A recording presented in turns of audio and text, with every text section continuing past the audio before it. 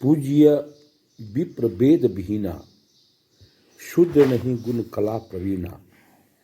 इसे गोस्वामी जी की चौपाई पर बहुत हल्ला हो रहा है, लेकिन विप्र और शुद्ध शब्द को समझने की जरूरत है। महात्मा विदुर शूद्र थे, लेकिन विद्वानों की सभा में, ब्राह्मणों की सभा में सबसे उच्चतम स्थान को प्राप्त किए थे। उत्तम कुल पुलस्त के नाती शिव बिरंच पूजे बहुभांति, और रावण पुलस्त कुल का उत्तम कुल का ब्राह्मण था और वो राम के हाथों मारा गया। विप्र एक सर्टिफिकेट है।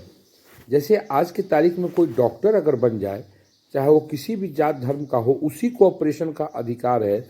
उसी तरह से उस समय एक विप्र संस्कार का नाम था, जिसने वेद पाठ कर लिया, जिसने संस्कार को पाया, जिसने संयमित जीवन जिया, चाहे वो किसी भी जात का हो, किसी भी धर्म का हो, उसकी पूजा होती थी। आप लोग विप्र और शूद्र में कंफ्यूज मत कीजिए। हिडिंबा हिडिंबी क्या थी?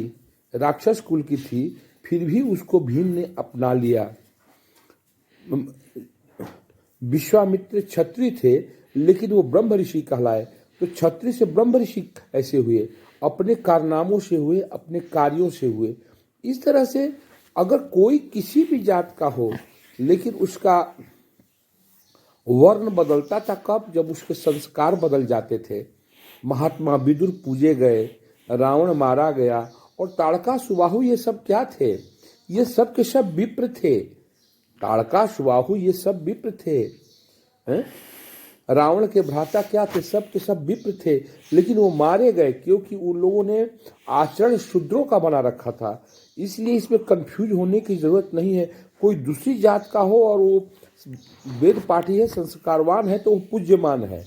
वह पूज्यमान है अपने गुणों के चलते, अपने कर्मों के चलते, न कि जात के चलते। इसीलिए कहा गया है पूज्य विप्र वेद। पहले विप्र बनो। विप्र कौन बनता था? वो किसी भी जन्मना जाए तो किसी भी कुल खानदान में हो, लेकिन जिसने विप्र के संस्कार को पढ़ लिया, जिसने वेद पाठ किया, जिसने प्रेम और सत्य और अहिंसा को अपनाया, उसी को विप्र कहा गया। और इस प्रकार के कंफ्यूजन को पैदा करके, अगर ऐसा नहीं होता तो महात्मा विदुर संत नहीं बनते। महात्मा विदुर संत नहीं बनते। महात्मा विदुर संत कह गए। सबरी सबर जात होते हुए भी संत कहलाई। क्यों? उनका तो जात सबर में था, आदिवासी में आती थी। इसलिए आप लोगों को कंफ्यूज नहीं होना है और इस पर विवाद नहीं खड़ा करना है। धन्यवाद।